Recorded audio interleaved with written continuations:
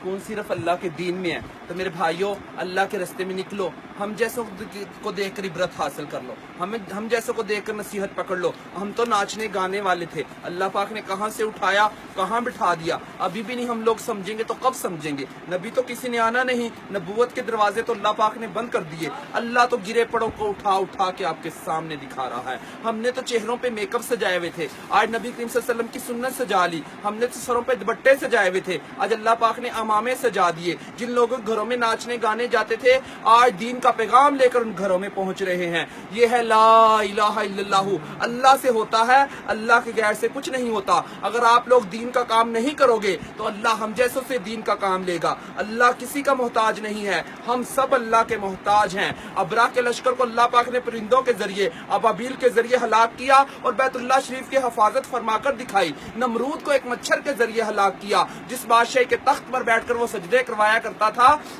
उसी बादशाह के तख्त पर बैठकर अल्लाह पाक ने उसके सर में छितर मरवा के दिखाए। अल्लाह किसी का मोहताज नहीं, हम सब अल्लाह के मोहताज हैं। हमने सब ने अल्लाह के पास लौट कर जाना है। तो हमारे नबी करीम सल्लल्लाहु अलैहि वसल्लम ने फरमाया कि अक्लमंद इंसान वो है जो मरने से पहले मरने की तैयारी कर ले। तो मेरे भाइयों, हम तो मरने की तैयारी में लग चुके, अब सब भाई लगेंगे ना इंशाअल्लाह, इंशाअल्लाह दीन का काम करेंगे ना इंशाअल्लाह।